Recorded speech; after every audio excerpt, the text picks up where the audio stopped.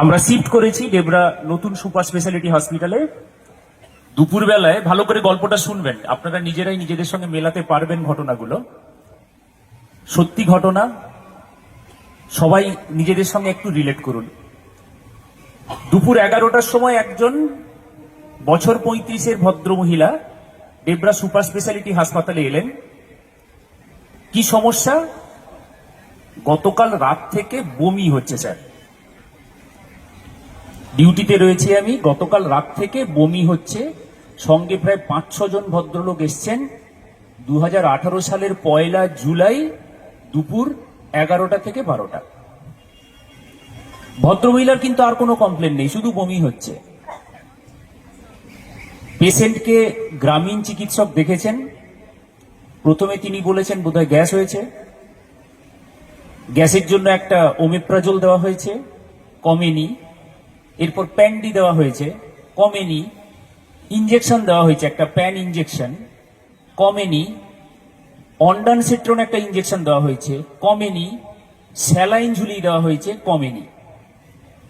এই করতে করতে রাত থেকে সকাল গড়িয়ে গেছে। যখন সকাল হয়ে গেছে তখন আরেকজন কোয়াক ডাক্তারবাবু এসছেন। তিনি এসে বলছেন মনে হয় গ্যাসটা মাথায় জমে গেছে, অতএব একে সিটি স্ক্যান করতে হবে।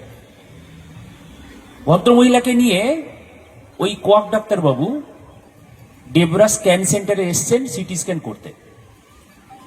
করতে এসে কোনো এক দুর্বুদ্ধিওয়ালা লোক তাদেরকে যুক্তি দিয়েছে, চল আজকে ডেবরা হাসপাতালে তো একজন ডাক্তারবাবু আছেন, আমরা ওখানে নিয়ে যাই। বাকিরা সবাই বলেছেন দেখ কি জন্য হাসপাতাল নিয়ে যাই, হাসপাতাল নিয়ে যাওয়ার কোনো দরকার নেই, এইখানে সিটি স্ক্যানটা করি। সিটি স্ক্যানটা করে দেখি যে গ্যাসটা মাথায় জমে আছে নাকি। যারা চিকিৎসা বিজ্ঞান সম্বন্ধে ন্যূনতম জ্ঞান আছে তারা জানেন গ্যাস কখনো মাথায় উঠতে পারে না, এক। দ্বিতীয় কথা, এই গ্যাসের খোঁজ সিটি স্ক্যান দিয়ে ধরা পড়ে না। কিন্তু কেউ কোনো কথা শোনেনি। ওই যে দুর্বুদ্ধিওয়ালা লোক যে বলেছিল ডেবরা হাসপাতালে একটু নিয়ে চল, তিনি রণে ভঙ্গ দিয়ে ওদের সবার মধ্যে হারিয়ে গিয়ে সিটি স্ক্যানটি করেছেন। সিটি স্ক্যান করার পরে, সিটি স্ক্যানে যথেষ্ট খরচ হয়, সিটি স্ক্যান করেছেন। সিটি স্ক্যান করার পরেও কোনোভাবেই কিছু ধরা পড়েনি। তখন ওই দুর্বুদ্ধিওয়ালা লোকটি আবার বলেছে চল এবার অন্তত ডেবরা হাসপাতালে নিয়ে যাই, করে অবশেষে ডেবরা হাসপাতালে নিয়ে এসছে। আমার কাছে যখন এসছেন তখন ভদ্রমহিলার 3টে সিমটমস আছে। কি কি? 3টে সিমটমস, ভালো করে মাথায় রাখুন, 3টে সিমটমস। একটা হচ্ছে, ভদ্রমহিলাকে যখন জিজ্ঞেস করলাম তোমার নাম কি, ভদ্রমহিলা আমাকে এইভাবে অ্যান্সার দিলেন, আমার নাম ফুলমণি হেমব্রম, অর্থাৎ নাকি গলায় বলছেন কথাটা, তখন নাকি সুরে বলছেন, ফুলমণি হেমব্রম। প্রথম সিমটম কি? নাকি গলায় কথা বলছেন, এক।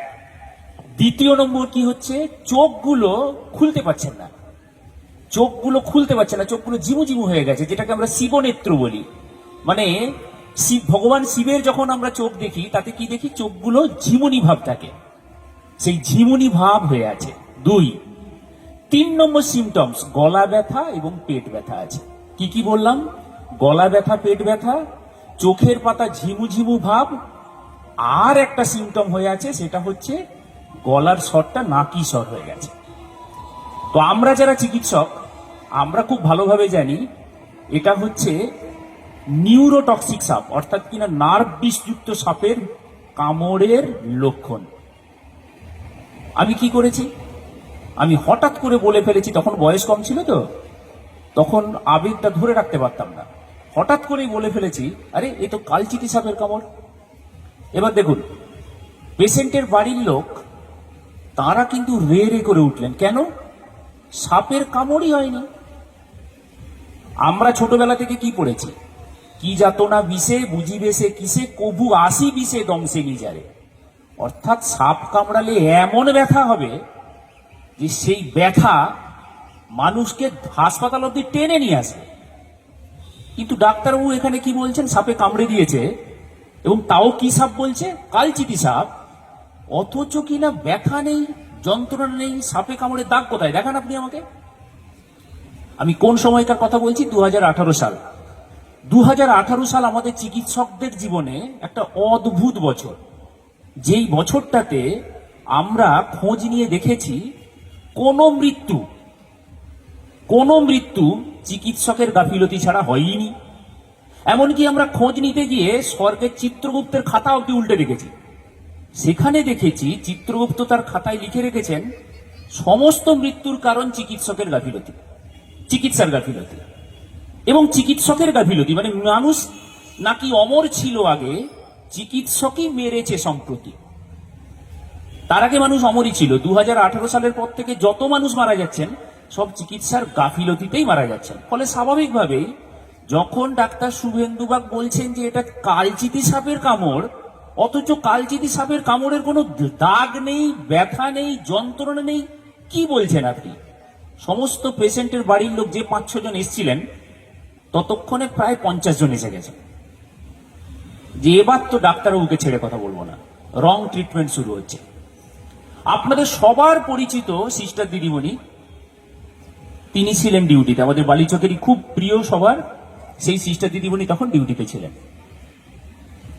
সেই দিদিমণি বলছেন, ডাক্তারবাবু এদের বাড়ির লোক যেভাবে চিৎকার চেঁচামেচি করছে আপনি ছেড়ে দিন, ও যেখানে নিয়ে যায় যাক। ওরা বলছে আপনি এখানে ট্রিটমেন্ট করবেন না, আপনি ছেড়ে দিন, আমরা কোথায় নিয়ে যাব, আমি একদম নাম ধরেই বলছি, সত্যম শিবম নার্সিংহোমে নিয়ে যাব। কোথায় সেটা? লোয়াদাতে। দেখুন, আপনাদের অবগতির জন্য জানাই, স্নেক বাইটের ট্রিটমেন্ট, সাপকাটির ট্রিটমেন্ট সরকারি হাসপাতাল ছাড়া আপনি অ্যাপোলো হসপিটাল নিয়ে যান, আপনি ডিসান নিয়ে যান, রুবি নিয়ে যান, মেডিকা নিয়ে যান, যেখানে ইচ্ছা নিয়ে যান, সরকারি হাসপাতাল ছাড়া কিন্তু এর ট্রিটমেন্ট হবে না। পশ্চিমবাংলা, আমরা এমন একটি রাজ্যে বাস করি যে রাজ্যে সাপকাঠির ট্রিটমেন্টটা সম্পূর্ণ বিনামূল্যে শুধুমাত্র সরকারি হাসপাতালই হয়। ভারতবর্ষে 3-4টি রাজ্য আছে যেখানে ফ্রিতে এভিএস পাওয়া যায়। সাপকাঠি চিকিৎসার যে মূল প্রধান অস্ত্র, সেটা শুধুমাত্র পশ্চিমবাংলাতে পাওয়া যায় আর 2-3টি রাজ্যে পাওয়া যায়। তাও যদি বলেন সেটা কার দৌলতে সম্ভব হয়েছে, সেটা আমাদের ডেবরাবাসী একজন মানুষের দৌলতে সম্ভব হয়েছে। আপনারা অনেকে হয়তো জানেন না, ডক্টর দয়াল বন্ধু মজুমদার বলে একজন ডাক্তারবাবু আছেন, তিনি কিনা পৃথিবী বিখ্যাত এখন। তার বাড়ি সিজগেড়িয়া, আপনারা জানেন বোধহয়, গোলগ্রাম থেকে ওই দিকটা, ভেতর দিকটা সিজগেড়িয়ার ডাক্তারবাবু, তিনি প্রথম এই সাপকাঠির চিকিৎসার জন্য এভিএস, এই অতি প্রয়োজনীয় জিনিসটা সম্বন্ধে মানুষকে সচেতন করা শুরু করেন।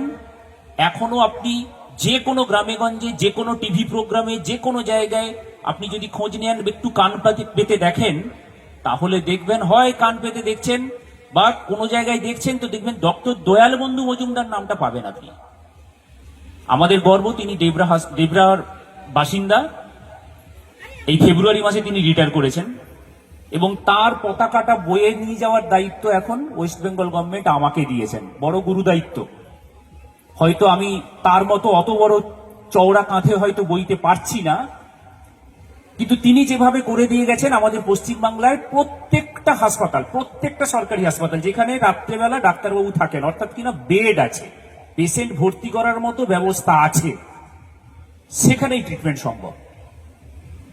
সেই পেশেন্ট বাড়ি নিয়ে চলে যেতে চাইছে, সত্যম শিবম নার্সিংহোম নিয়ে চলে যেতে চাইছে, আর আমি বলছি একে চিকিৎসাটা শুরু করা উচিত।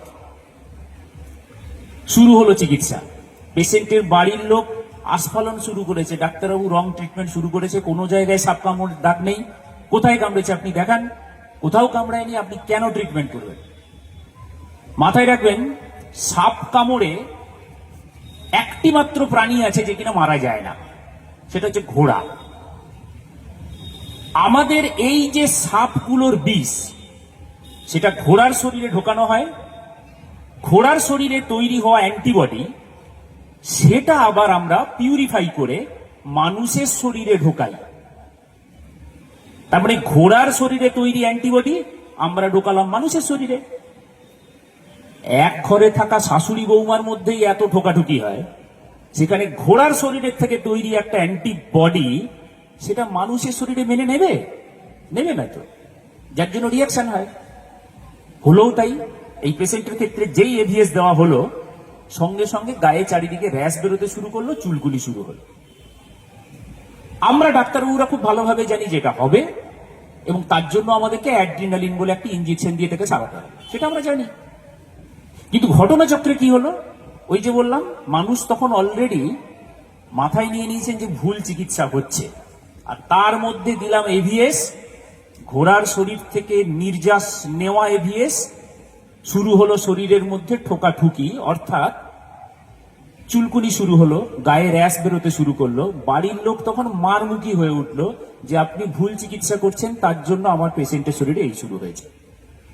আমরা অ্যাড্রিনালিন দিলাম, অ্যাড্রিনালিন দেওয়ার পরে সেই গায়ে যে চুলকুনি বা র্যাশগুলো বেরিয়েছিল সেটা কমে গেল, কিন্তু বাড়ির লোকের দ্বন্দ্ব কিন্তু কমলো না। ইতিমধ্যে আপনারা সবাই এই জিনিস সম্বন্ধে অবগত।